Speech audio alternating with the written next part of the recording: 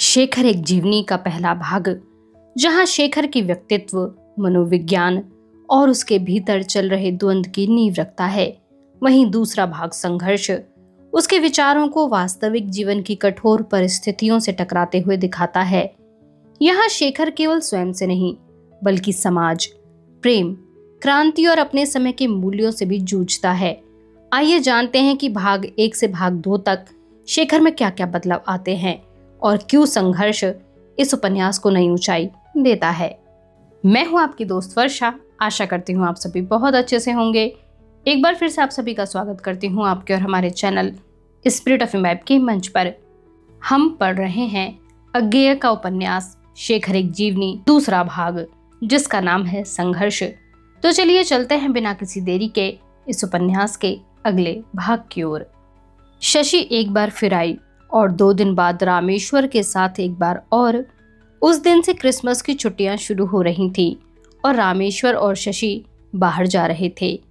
रामेश्वर ने अकारण ही कहा, मैं तो कहता हूँ आप यहीं रह जाइए, पर ये मानती नहीं। मैंने तो सोचा था कि इनके यहाँ रहने से आपका भी जी बहल जाएगा।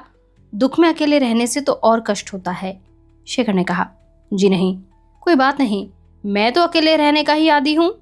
चलते समय शशि ने कहा, तुम एक बार घर हो आते तो अच्छा था, पिताजी से मिलाना चाहिए। शेखर दुविधा सी में चुप रह गया। सप्ताह भर बाद पिताजी की चिट्ठी आई कि वे स्वयं आ रहे हैं, हरिद्वार जाएंगे, वहां से लौटते हुए लाहौर होते जाएंगे। चौथे दिन वह भी आ गए। शेखर उन्हें स्टेशन लेवाने गया। पिताजी के चेहरे पर थकान, उदासी और दुख की गहरी रेखाएं देखकर वह स्तब्ध रह गया। इससे पहले उसने कल्पना नहीं की थी कि एक प्रौढ़ गर्मायुक्त चेहरा कभी बूढ़ा भी हो जाएगा, पर इस समय चेहरे पर और आंखों में वह क्लांति स्पष्ट थी।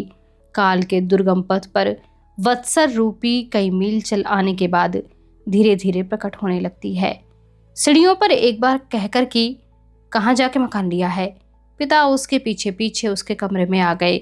सामान एक और रख रखवा कर तांगे वाले को विदा कर दिया। उसके बाद पिताजी ने पूछा, यहीं रहते हो? प्रश्न अनावश्यक था, पर उसमें जो असम्मति ध्वनित होती थी वही प्रकट करने के लिए यह बात कही गई थी। शेखर ने कहा, जी। नौकर है? जी नहीं। खाना पीना कैसे होता है? एक वक्त होटल से आ जाता है, और दूसरे वक्त? शेखर चुप रहा। पिता ने कुछ सोचते हुए से स्वर में कहा, अपने आप ही करते होगे कुछ टिप टाप। प्रश्न के इस रूप में गुंजाइश थी कि उत्तर दिए बिना काम चल जाएगा। शेखर झूठ बोलना भी नहीं चाहता था और सच बताना भी नहीं चाहता था। और सफाई वफाई बर्तन?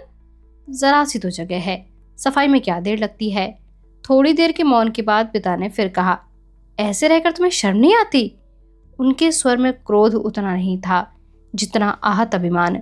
शेखर फिर चुप हो गया। पिता कमरे में टहलने लगे। शेखर आवश्यक प्रबंध के लिए इधर उधर दौड़ धूप करने लगा। कोठरी का सामान बाहर रखा। एक पड़ोसी से थोड़ी देर के लिए बाल्टी मांग कर पानी भर कर कोठरी में रखाया। पिताजी का अटैची केस भी वहीं आले में रख दिया। तौलिया और धोती खिड़की पर टांग दी। पिता ने एक बार कहा, रहने दो, मैं आप ही कर लूंगा। पर जब वह अपना काम करता ही रहा तब चुपचाप उसे देखते रहे। पिताजी जब नहाने लगे तब शेखर ने कहा, मैं ज़रा होटल तक हो आऊं। अच्छा, और बाजार से मेरी दवा भी लेते आना। पिता ने नाम बताकर 10-10 के 2 नोट शेखर को दे दिए तो उसने विस्मय से पूछा, कितने की आती है? जितने की हो, और एक डिब्बा बिस्कुट का भी ले आना। शाम को चाय के साथ कुछ निरी चाय तो अच्छी नहीं लगती। शेखर ने जब दवा ली और उसका कुल 1 रुपया कुछ आने का बिल चुकाया तब उसे संदेह हुआ कि 20 रुपये देने का कारण कुछ और था। जब वह लौटा तो पिता स्नान आदि करके पॉकेट बुक में कुछ लिख रहे थे। शेखर ने दवा उनके सामने रख दी और जेब में से शेष रुपए निकालने लगा। पिता ने कहा, रहने दो, अभी और भी तो कुछ मंगाना होगा। तब शेखर का संदेह पक्का हो गया। थोड़ी देर बाद खाना आ गया। रोज तो लड़का खाना छोड़कर चला जाता था और फिर किसी समय बर्तन उठा ले जाता था। आज शेखर ने उसे काम के लिए रोक लिया। पिता ने एक बार थाली के प्रत्येक व्यंजन को ध्यान से देखा। उसके बाद 5-7 कौर खाए और अनमने से होकर हाथ खींच लिए। ऐसी बात शेखर से कभी होती नहीं थी, बल्कि औरों के मुंह से सुनकर भी उसे विचित्र लगती थी। पर आज तो उसके मन में उत्तरदायित्व की भावना थी और कुछ वह यह भी अनुभव कर रहा था कि पिता का पहले सा आतंक उस पर नहीं है। उसने साहस करके कहा, आपने तो कुछ खाया नहीं? पिता ने असाधारण स्वर में उत्तर दिया, अब क्या खाना पीना, मेरा खाना पीना तो उसी के साथ गया। और एकाएक उठ खड़े हुए। शेखर चुपका सा हो गया। उसने भी थाली सरका दी और लड़के को इशारा किया कि हाथ धुला दे। अगले 3 दिनों में कोई विशेष घटना नहीं हुई, बल्कि एक बार फिर कुछ चीज लाने के लिए पिता ने शेखर को कहा और फिर 10 का नोट देने लगे। शेखर ने कहा, अभी तो मेरे पास है। तो कहा, तो यह भी उसी में जोड़ लेना। किंतु 3 दिन में पिता की और उसकी बातें कई बार हुई। बीच बीच में अचानक कोई प्रसंग आता कि पिता को शेखर की माता की याद आ जाती और वातावरण में एक बोझिल और विषण्ण क्लांति छा जाती। किंतु थोड़ी देर बाद फिर सिलसिला आगे चल पड़ता। पिता से शेखर की बातचीत पहले बहुत कम होती थी, होती भी थी तो प्राय एक ही पक्ष से। पर अब शेखर पिता से कुछ थोड़ा सा परिवर्तन देख रहा था और अपने में भी एक बराबरी का भाव पा रहा था, और इसके कारण बातचीत में बात और चीत का अनुपात लगभग बराबर का ही था। यद्यपि उसका प्रवाह अब भी एक सा नहीं होता था। बात अकस्मात ही बीचों बीच में शुरू हो जाती थी और अचानक अधर में ही समाप्त। ऐसे कब तक रहोगे? कुछ करोगे धरोगे नहीं? होटल की रोटियां तोड़ तोड़ कर बनेगा क्या? यह कोई ढंग है रहने का? कर तो रहा हूं, बल्कि इतनी मेहनत तो मैंने पहले कभी नहीं की। अविश्वास पूर्वक, करते होगे, पर बिना उद्देश्य के मेहनत किस काम की? निरी मेहनत से कुछ थोड़े ही होता है। जीवन का एक प्लान चाहिए जिसके अनुरूप मेहनत हो। सबसे पहले रहन सहन व्यवस्थित होना चाहिए। यह क्या सांसियों की तरह एक पोटली फैलाकर बैठ गए? उद्देश्य तो मैंने अपने सामने रखा है, वह आपको पसंद ना आए वह दूसरी बात है, पर मैं मेहनत तो उद्देश्य से ही कर रहा हूँ। क्या उद्देश्य? पढ़ाई तो तुमने छोड़ दी है, आगे क्यों नहीं पढ़ते? कम से कम एमए तो कर लो। मेहनत करो तो बड़ी अच्छी तरह से पास हो सकते हो, स्कॉलरशिप भी मिल जाएगी। फिर यहाँ ना पढ़ना चाहो, विलायत चले जाना। पढ़ाई में तो अब रुचि नहीं है, एमए करके भी क्या होगा? आज तो एमए पासों की भरमार हो रही है और सब नालायक भी नहीं है। मुझ में ही ऐसी कौन सी बात है कि ना सही एमए कोई लाइन ले लो। वह बैरिस्टर और इंजीनियर बनने की सब बातें ही थी। ये लोग तो लोक सेवा भी कर सकते हैं, या फिर एजुकेशनल लाइन ले सकते हो अगर सेवा करने की धुन है। कोई बुरी बात थोड़े ही है सेवा। अब मैं समझ गया हूं कि इन बातों में दूसरों के आदर्श बोलते थे, मेरे नहीं। और जिस काम में जी नहीं है उसमें मेहनत करके मेहनत भी नष्ट ही होगी। तो आखिर तुम्हारा कुछ तो विचार होगा। मैंने तो साहित्य का क्षेत्र चुना है। साहित्य से क्या होगा? साहित्य के सहारे जीवन थोड़े ही चलता है, और फिर साहित्य तो दूसरे कामों के साथ साथ भी हो सकता है। क्या डॉक्टर और वकील प्रोफेसर लेखक नहीं हो सकते? हिंदी में तो जिस लेखक का नाम देखता हूँ साथ ही में प्रोफेसर लिखा होता है। ये लोग आखिर कुछ पढ़ाते ही होंगे ना कहीं। अच्छा है, सेवा भी है, जीवन में निश्चिंतता भी है और साहित्य भी है। बात हुई ना? और पर सब लेखक ऐसे तो नहीं होते। जो अच्छे अच्छे साहित्यकार हुए हैं वे तो, उनकी बात और है। हर कोई शैली और कीट्स थोड़े ही होता है। और कालिदास ने क्या दरबार में अपनी ड्यूटी नहीं भुगताई होगी? या फिर कोई सूरदास या तुलसीदास जैसा संत हो? वह तो असाधारण आदमियों की बात हुई। हर कोई थोड़े ही उनके मार्ग पर चल सकता है। देखिए, या तो मुझ में कुछ प्रतिभा है या नहीं है। अगर नहीं है तो आप यह क्यों समझते हैं कि मैं ही एमए करके दूसरे एमए पास बेकारों से अच्छा हो जाऊंगा? और अगर है तो क्या पता मैं साहित्य के क्षेत्र में कुछ कर ही सकूं। दलीलें छांटता है। बात ठप हो गई। इसके काफी देर बाद एकाएक बोले, लिखोगे किसमें? हिंदी में? जी। हिंदी में क्या रखा है? अंग्रेजी में लिखकर कुछ प्रतिष्ठा भी बनेगी। अच्छी आमदनी ना हो तो कम से कम प्रतिष्ठा से ही आदमी संतोष कर लेता है। हिंदी से क्या मिलेगा? पर लिखने का कुछ उद्देश्य भी होना चाहिए। निरी प्रतिष्ठा के लिए थोड़े ही लिखना होता है। अंग्रेजी की पुस्तकें तो इन्हें गिने ही पढ़ेंगे, हिंदी तो करोड़ों। फिर एकाएक याद करके हिंदी भाषी करोड़ों भी हो, पाठक तो बहुत कम होंगे, या कम से कम लाखों पढ़ सकते हैं। पर पाठक किस श्रेणी के? हमारे जीवन में हिंदी की हैसियत ही क्या? शेखर ने कुछ अभिमान के साथ कहा, हिंदी जनभाषा है, करोड़ों व्यक्तियों के प्राण इसमें बोले हैं। फिर यह सोचकर कि ऐसी दलील पिता को रुच सकती है, जानबूझकर शरारत की भावना से। यद्यपि ऐसा नहीं था कि इस युक्ति में उसे बिल्कुल विश्वास न हो, और हमारी जाति की परंपरा इसमें बोलती है, हमारा सारा अतीत इसमें बंधा हुआ है। होगा, पर जिससे आदमी का भविष्य न बने उसके अतीत को लेकर क्या करे, चाटे? मुझे तो भविष्य दिखता ही हिंदी में है। अगर हिंदी हम सबसे छूट गई तो भविष्य हुआ ना हुआ बराबर है। तुम्हें तो दिखेगा ही, हर बात में मेरा खंडन जो करना हुआ। तुम्हारी माता तुम्हें बहुत याद करती रही, पर तुम ऐसे नालायक निकले कि आए ही नहीं। माता पिता बुरे ही सही, तब भी ऐसे कोई करता है? शेखर चुप, और वह तो बेचारी अंत तक तुम्हारी बात सोचती रही। उसने निश्चय किया था कि तुम जेल से लौटोगे तो तुम्हारा ब्याह कर देगी। तुम्हारे लिए बहू भी देख रही थी। तीर की तरह शेखर के मन में स्मृति चुभ गई। अब की बार वह लौटकर आए तो उसकी शादी कर दो। बड़ा भाई देवदत्त जब घर से भागा था तब उसके लिए माँ ने यह प्रस्ताव किया था। एकाएक उसे लगा कि उसका सारा उद्योग मानसिक और शारीरिक जीवन के मानचित्र में ही एक ठीक जगह बैठा दिया गया है, जो सदा से वैसे उद्योगों के लिए निश्चित है कि अब की बार वह लौट कर आए तो शादी कर दो। जैसे उसके सब विचार एक परिचित रोग है जिसका स्पष्ट उपचार है, अमुक नंबर का मिक्सचर। शेखर ने उत्तर देना चाहा, सब भाइयों के लिए एक ही नुस्खा होगा, पर फिर संयत भाव से बोला, मेरा क्यों? मैं तो ब्याह करना नहीं चाहता, और अभी तो बड़े भाई हैं। तुम्हारे चाहने की क्या है? लड़कों के चाहने से थोड़े ही ब्याह होते हैं, यह तो सामाजिक कर्तव्य है। लड़का, कन्या, माता पिता, बिरादरी सभी उसमें होते हैं।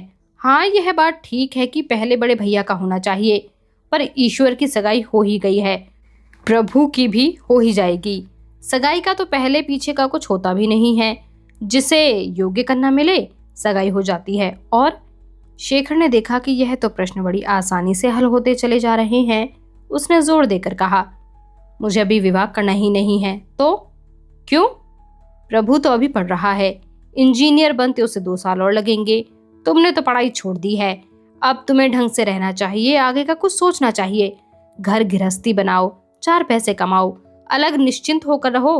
बहू अच्छे घर की होगी तो थोड़े में भी काम चला लेगी, बल्कि आधी गृहस्थी तो बहू के साथ आती है। और मैंने कुछ जोड़ा तो है नहीं, जो कुछ होता रहा है तुम लोगों पर खर्च कर दिया है, पर फिर भी जो कुछ बन पड़ेगा कर ही दूंगा। मुझे कौन साथ ले जाना है, जैसे पीछे दिया वैसे अब दिया। ब्याह अच्छी तरह से हो जाएगा तो समझ लूंगा कि उसके मन की एक साध पूरी हो गई। जीवन में तो बेचारी ने सुख देखा नहीं। अब पहले जमाने की बात थोड़े ही है, पहले तो बहुएं कितनी कितनी सेवा किया करती थीं। पिता फिर कुछ अन्य मनस्क से हो गए। शेखर ने कहा, देखिए, मुझे विवाह करने की रत्ती भर इच्छा नहीं है, और मैं उसके योग्य भी नहीं हूँ। कुछ कमाता नहीं हूँ, और ऐसी डिग्री भी नहीं है कि आगे चलकर कुछ कमाने की आशा हो। क्लर्की में 30-40 मिल सकते होंगे, पर वह मैं कभी नहीं करूँगा। ऐसी दशा में यह बंधन पालना पाप भी है और मूर्खता भी। और फिर एक क्षण रुककर शेखर फिर आग्रहपूर्वक कहने लगा, फिर मैंने अपने जीवन का एक मिशन चुन लिया है, अब जानबूझकर उसके मार्ग में बाधा क्यों खड़ी करूं? क्या मिशन? कैसा मिशन? मुझे कुछ कमाना जोड़ना नहीं है। लिखना है तो वह भी पैसा जोड़ने के लिए नहीं, वह साधन होगा एक बड़े उद्देश्य का। मैं अपने समाज की, अपने आसपास के जीवन के सब अंगों की व्यवस्था बदल देने का व्रत ले रहा हूँ। यह तो आप भी मानेंगे कि परिवर्तन आवश्यक है, और नहीं तो इतना तो आप मानेंगे ही कि देश को स्वाधीन होना चाहिए। पिता ने कुछ खींचकर और कुछ पितृत्व के अभिमान के स्वर में कहा, कितनी बातें सीख गया है। फिर थोड़ा हंसकर बोले, हम तुम्हें अपने जीवन की बातें बतलाते हैं, हमने कभी कही नहीं, पर अब छिपाने में क्या रखा है, अब तुम बड़े हो गए हो। उनकी आंखें बहुत दूर चली गईं और गहरे स्वर में उन्होंने कहना आरंभ किया, जब मैंने पढ़ाई समाप्त की तब हम 3-4 लड़कों ने भी ऐसा व्रत लिया था। हमारी पढ़ाई तो गुरुकुल में हो गई थी। जब हम वहां से निकले तो हमने आपस में सलाह की कि 25 वर्ष की आयु होने में जितने जितने वर्ष बाकी हैं, मेरी आयु तब 18 वर्ष की थी, उतने उतने हम में से प्रत्येक व्रत का पालन करते हुए बिताएगा, क्योंकि ब्रह्मचर्य की अवस्था 40 तक की होती है। तन पर जो कपड़े थे उनके अलावा केवल एक लाठी और झोले में 2-3 पुस्तकें ही हमारी पूंजी थी। तुम व्यवस्था बदलने की बात कहते हो, हमारे उद्देश्य बहुत स्पष्ट थे, अंग्रेजों को निकाल बाहर करना और हिंदू राष्ट्र को संगठित करके विशुद्ध आर्य संस्कृति की पुनः स्थापना। 4 सालों तक हम लोगों ने भीख मांग मांग कर प्रचार किया। ऐसे ऐसे बीहड़ स्थलों में हम गए कि तुम कल्पना भी नहीं कर सकते। देखे तो तुमने क्या होंगे। और कुछ रुककर एक झेंपी सी हंसी हंसकर, अंग्रेजों के विरुद्ध हमने जितना विष वमन किया, आज के आतंकवादी क्या करेंगे। पर अंत में उनकी भवों और कंधों ने संकेत से वाक्य पूरा किया कि सब निष्फल। पिता ने शेखर की ओर देखा। उसके चेहरे पर स्पष्ट कौतूहल देखकर फिर कहने लगे, 1 साल तक हम लोग इकट्ठे रहे, फिर अलग अलग मार्ग पकड़े। अपना कर्तव्य हमारे आगे इतना स्पष्ट था कि राह चलते कोई इक्का दुक्का अंग्रेज मिल जाए तो उसकी बुरी गत बनाते थे। मैं उनके नथुने अभिमान से फूल गए। बहुत तगड़ा था और चेहरा ऐसा लाल था कि बस आजकल की तरह थोड़े ही बाबू साहब नहीं थे हम। फिर थोड़ी देर के लिए उनकी दृष्टि अंतर्मुख हो गई, मानो दूर दबी हुई स्मृति को खोद कर ला रहे हों। परंतु अच्छा नहीं हुआ। 2 साथी किसी आतंकवादी दल के साथ पकड़े गए और फांसी लग गई। तीसरे का कुछ पता नहीं लगा कि वह कैसे मर गया। पता यही लगा कि कुछ ईसाई मिशनरियों ने उससे चिढ़कर उसे विष दिला दिया था। चौथा मैं था। 4 साल तक यह करते करते मुझे लगने लगा कि मैं व्यर्थ काम कर रहा हूँ। केवल इसलिए नहीं कि यह टिटहरी का प्रयास है, अधिक इसलिए कि यह घृणा का प्रचार कभी अच्छा फल नहीं ला सकता। फिर एक दिन एक घटना से मेरी आंखें बिल्कुल खुल गईं और एकाएक विषय बदलकर उन्होंने कहा, घृणा का प्रचार तो यह है ही, तुम भी क्या करोगे? जो अच्छा नहीं है उसके विनाश का ही तो प्रचार करोगे ना। उतना ही नहीं, जो हम चाहते हैं उसका। हाँ, पर उपस्थिति की लाचारी है कि विनाश पर ही तुम्हारा आग्रह हो जाएगा। मैंने देखा है कि सब प्रचार अंततः घृणा का प्रचार है, क्योंकि घृणा में शक्ति है, प्यार में वह नहीं है। वैसे ही जैसे विष में शक्ति होती है, लड़ाई लड़ी जाती है, जिहाद होते हैं तो घृणा के सहारे, और घृणा सचमुच विष है। वह दूसरों को भी मारती है, अपने को भी नहीं छोड़ती, और जब दूसरों को नहीं मार पाती तब तो अपने को इतनी जल्दी खा लेती है कि। वे एकाएक चुप हो गए। शेखर कुछ प्रतिवाद भी करना चाहता था और यह भी पूछना चाहता था कि वह घटना क्या थी, पर उसे डर हुआ कि पूछने से कहीं पिता का मूड ही न बदल जाए, क्योंकि आज तक अपने अतीत की बात उन्होंने कभी नहीं कही थी। सचमुच शेखर ने कभी इस कल्पना से साक्षात्कार नहीं किया था कि पिता भी कभी ऐसे युवक रहे होंगे, अतः वह चुप ही खड़ा रहा। थोड़ी देर बाद पिता फिर बोले, तुम पागल हो जाओगे, और फिर खोसे गए। फिर जैसे अपने को जगाकर कहने लगे, 3-4 सालों में अपने कामों से आस्था बिल्कुल उठ गई। तब मुझे इस बात की बड़ी आवश्यकता जान पड़ने लगी कि किसी से उपदेश लेना चाहिए, पर ऐसा था ही कौन। फिर किसी ने मुझे बताया कि टिहरी की तरफ हिमाचल की किसी गुफा में एक महात्मा रहते हैं, उन्हीं से सच्चा उपदेश मिल सकता है। संस्कार तो ऐसे थे कि हिमाचल की कंदराओं में सच्चे साधक और ज्ञानी रहते हैं। मैं इधर ही को चल पड़ा। कई महीने भटकने के बाद एक दिन जंगल पार करते करते एक खुले से टीले पर बैठ गया। टीले के नीचे ही एक पहाड़ी नाला था।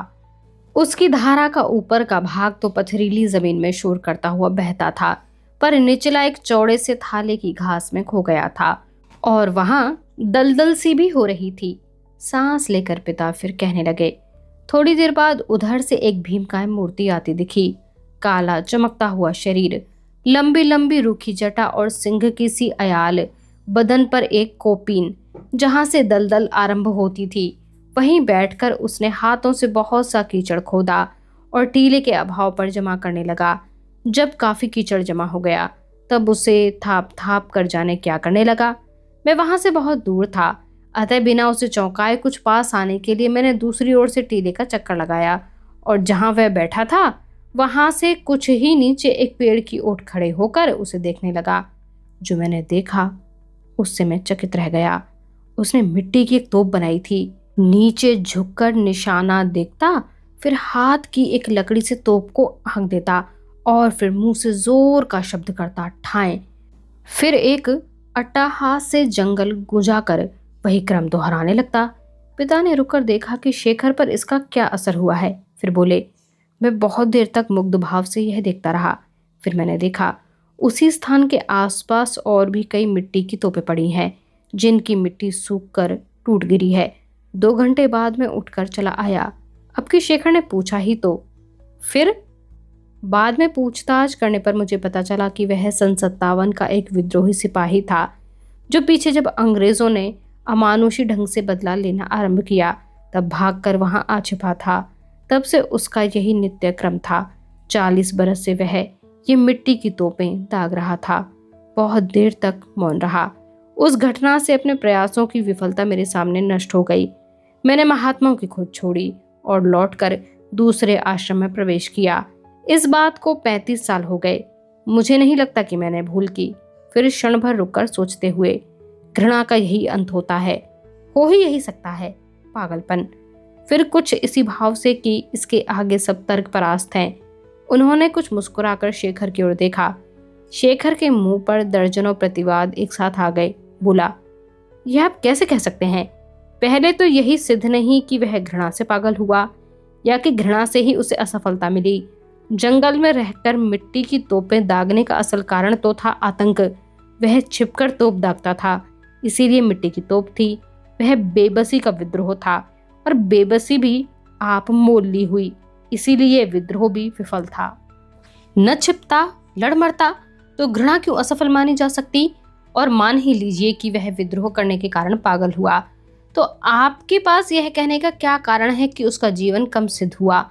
पागल तो सभी होते हैं। उसके पागलपन में एक असाधारण एकाग्रता थी। वह इतना ही तो सिद्ध हुआ ना? पिता ने झल्लाकर कहा। पागल होगे? तुम तो अभी पागल हो, पिता ने कहा। निश्चिंतता बड़ी बात होती है। शेखर कुछ सोच नहीं सका कि वह क्या कहे। तुम अभी इसका महत्व नहीं समझोगे। जीवन में सिक्योरिटी बड़ी चीज है। साहित्य से कुछ टका पैसा आ भी गया तो उसका क्या भरोसा? आमदनी की बरकत तब होती है जब नियम से एक सी आती रहे, चाहे थोड़ी हो। इसलिए कहता हूं कि घर बसाओ, कुछ कमाओ, चैन से रहो। जीवन का कुछ ढंग हो तो आदमी को पता रहता है कि वह कहाँ खड़ा है। शेखर फिर चुप रहा। पिता ने कहा, बोलते क्यों नहीं? क्या बोलूं? मेरी तो समझ में नहीं आता। इसमें समझने की क्या बात है? ऐसा कौन है जो जीवन में सिक्योर होना नहीं चाहता? नहीं तो यह बीमा, प्रोविडेंट फंड, पेंशन आदि का रिवाज ही कैसे होता? आजकल तो कोई नौकरी करता है तो पहले पूछता है कि पेंशन का प्रोविडेंट फंड है या नहीं। क्यों, मेरी बात ठीक नहीं है? ठीक है, पर मैं तो सिक्योर होना नहीं चाहता। आप घर गृहस्थी, निश्चिंत आमदनी और सिक्योरिटी की बात कहते हैं। मुझे यही जीवन के रोग लगते हैं। इन्हीं से तो मैं बचना चाहता हूँ। यह चैन की जिंदगी, यह आश्वासन का भाव, यह दिनों दिन जोखिम की अनुपस्थिति, यही तो घुन है जो जीवन की शक्ति को कहा जाता है। मैं इन सब का उल्टा चाहता हूँ कि निरंतर आशंका और जोखिम का वातावरण, ताकि मैं हर समय लड़ने को बाध्य हूँ, अपने हाथ से तोड़कर नष्ट करूँ और अपने ही हाथ से फिर नए सिरे से बनाऊँ। ख्वामख्वाह बहस करने के लिए बहसते जाओगे। 2-3 दिन सचमुच ऐसे रहना पड़े तो नर्वस ब्रेकडाउन हो जाए। जोखिम राह चलते आती है तो भुगत लिया जाता है, कोई मांगता भी है। तुम बहुत विज्ञान भगाड़ते हो। क्या यह सभ्यता के विकास की ही गति नहीं है कि मानव निरंतर निरापद अवस्था की ओर बढ़ता गया है? सभ्यता? यह सभ्यता तो ढकोसला है। सिक्योरिटी, सुख, शांति, उन्नति की सब बातों का असली मतलब यह है कि मानव का बचपन लंबा होता जाता है। जो जितना सभ्य है उसकी बचपन की अवस्था उतनी लंबी है। सभ्यता तो परावलंबिता का नाम बन गया है। पशुओं में बचपन 1 साल का होता है, हद से हद 2 साल का। जंगली लोगों में 10-12 साल का होता है। हम लोग इतने सभ्य हो गए हैं कि अब 30-30 साल का बच्चा ही बना रहता है, अपने पैरों नहीं खड़ा होता। कई लोग तो बचपन से निकले बिना ही मर जाते हैं। क्या मतलब? अब मैं ही 21 साल का हो चुका हूँ। अभी आप लोग मुझे इस लायक नहीं समझते कि लाहौर जैसे निरापद शहर में अपना काम अकेले रहकर कर सकूं। मैं तो समझता हूँ कि आपके ऐसा सोचने का मतलब यही है कि आपने 20 साल तक मुझे जो कुछ सिखाया पढ़ाया उस सबको आप रद्दी कर रहे हैं, क्योंकि उसने मुझे इस लायक नहीं बनाया। मुझे लगता है कि हम ज़रूरत से ज़्यादा सभ्य हो गए हैं। हमारे संयुक्त घरों में न जाने क्या हाल होता होगा। क्या इस तरह व्यक्ति को ज़बरदस्ती पर निर्भर नहीं बनाया जाता? उसके सच्चे व्यक्तित्व को और आंतरिक शक्ति को सुलाया नहीं जाता? सभ्यता का क्या यही अर्थ होना चाहिए कि जीवन की ललकार को अनसुनी कर दिया जाए, बढ़कर उसे टक्कर लेने की शक्ति को कुचल दिया जाए? आप ही बताइए कि अगर आर्य शुरू से ही ऐसा आराम चाहने वाले होते तो जावा और कंबोज और चीन तक उनकी संस्कृति कैसे पहुंचती? बल्कि आर्य होते ही कहाँ। आर्य तो वे तब कहलाए जब कहीं से वे एक नए देश में आकर बसे। पिता ने झुंझलाई हुई सराहना के साथ शेखर की ओर देखकर कहा, ये सब पड़ी हुई बातें बोल रहे हो या अपनी सोची हुई? शेखर को एकाएक बाबा मदन सिंह की याद आई। अपनी व्यथा में से सूत्र खोजना होता है। शायद उसकी दलीलों पर बाबा के विचारों की छाप है, पर क्या इतनी की? शेखर केवल तोते की तरह दोहरा रहा है? क्या जो कुछ वह कह रहा है उसका अनुभव उसकी नाड़ियों में नहीं है? उसने खिन्न होकर मौन साध लिया। पिता ने 2-3 दिन और शेखर के साथ मगज मारा। बीच में एक आध दिन वे कुछ घूम घाम कर लोगों से मिल भी आए और 2-1 व्यक्ति वहां आकर भी उनसे मिल गए। तीसरे दिन रामेश्वर के साथ शशि भी उनसे मिलने आई। उसी दिन वे लाहौर लौटे थे। जब उसके संवेदना के वाक्यों से पिता का हृदय पिघल गया और वे माता के संस्मरण कहने लगे। शेखर दबे पांव उठकर बाहर चला गया। उसे लगा कि उसकी अनुपस्थिति में शशि अधिक सहज भाव से उन्हें वहां सांत्वना दे सकेगी, जो देने की शेखर में तनिक भी योग्यता नहीं है। पता नहीं और किसी को भी वह सांत्वना दे सकता है या नहीं, पर पिता से ऐसी बात कहते तो उसकी जीभ ऐंठ जाती है। रात को शेखर एकाएक चौंक कर जागा। उसने स्वप्न नहीं देखा था। उसकी समझ में नहीं आया कि वह क्यों घबरा कर उठ बैठा है।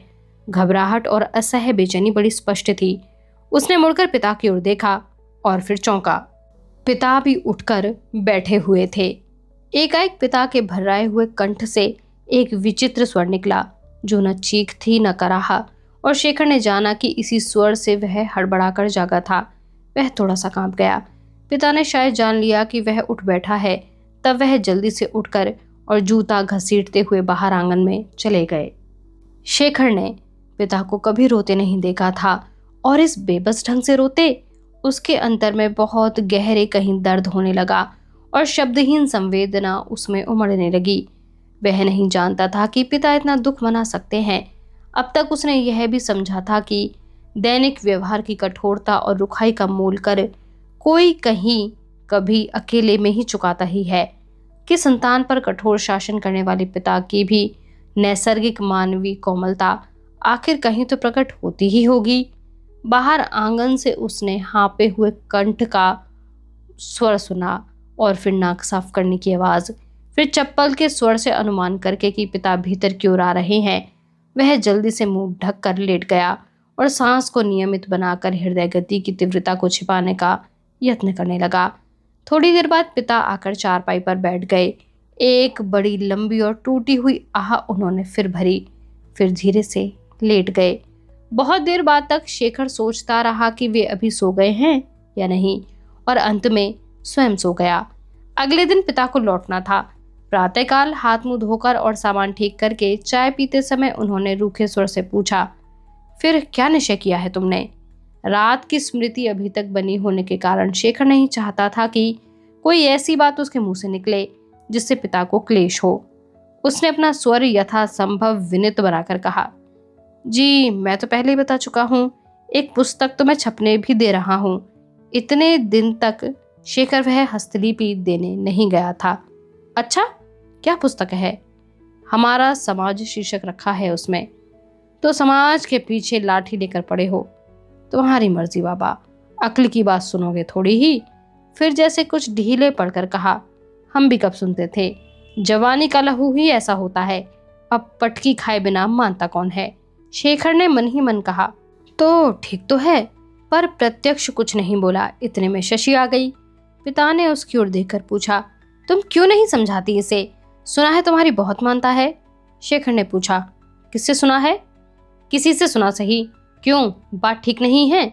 शशि ने कहा, मेरी बात कब सुनते हैं, मुझे तो झट डांट देते हैं। डांटने का क्या मतलब उसका, तुम क्यों सुनती हो? शशि के झूठे अभियोग पर शेखर को हंसी आने लगी। वह उठकर कुछ लाने के बहाने कोठरी में चला गया और वहां से आंगन में, फिर देर तक वहीं घूमता रहा। फिर उसे विस्मय भी हुआ कि अभी तक उसकी बुलाहट नहीं हुई। शशि न जाने कैसे बिना झिझक पिता से बातें कर लेती है। वह भी तो उससे एक स्निग्ध स्वर में बोलते रहते हैं, जिसमें अधिकार की भावना नहीं होती। उन दोनों में लगातार सहज भाव से वार्तालाप हो सकता है। शेखर और पिता के बीच तो बहस ही होती है या फिर खिंचा हुआ मौन। एकाएक शेखर को याद आया, उसके पास रुपए पड़े हैं जिनका हिसाब नहीं दिया गया। वह भीतर चला। इतने में पिताजी की आवाज आई, शेखर। शेखर ने अपने कुर्ते की जेब में से नोट और रुपए निकालकर पिता की ओर बढ़ाते हुए कहा, यह लीजिए बाकी, हिसाब तो मैंने एक पर्ची पर लिख दिया है, पिता ने किंचित डांट कर कहा। अच्छा अच्छा, रखो, बड़ा आया हिसाब देने वाला। शेखर क्षण भर किंकर्तव्य विमूढ़ खड़ा रहा, फिर शशि को इशारे से कहता पाकर कि इस प्रसंग को तुरंत बंद कर दे, उसने रुपए जेब में रख लिए। थोड़ी देर में तांगा आया। शशि प्रणाम करके लौट गई और शेखर पिता के साथ स्टेशन चला। आज का यह भाग यहीं पर समाप्त होता है। यदि आपको यह वाचन पसंद आया हो तो हमारे चैनल पर साहित्य की अनेक कालजयी कृतियां आपका इंतजार कर रही हैं। द्रौपदी की महाभारत, सीतायन, उपसंहार Mrityunjay, Pinjar, Lalita, the 40 rules of love, रेत की मछली, गुनाहों के देवता, प्रतिज्ञा, निर्मला और ऐसी ही अनेक उत्कृष्ट पुस्तकों का संपूर्ण वाचन आप हमारे चैनल पर सुन सकते हैं। साहित्य की इस यात्रा में हमारे साथ बने रहिए। हमें सुनते रहने के लिए आप सभी का बहुत शुक्रिया।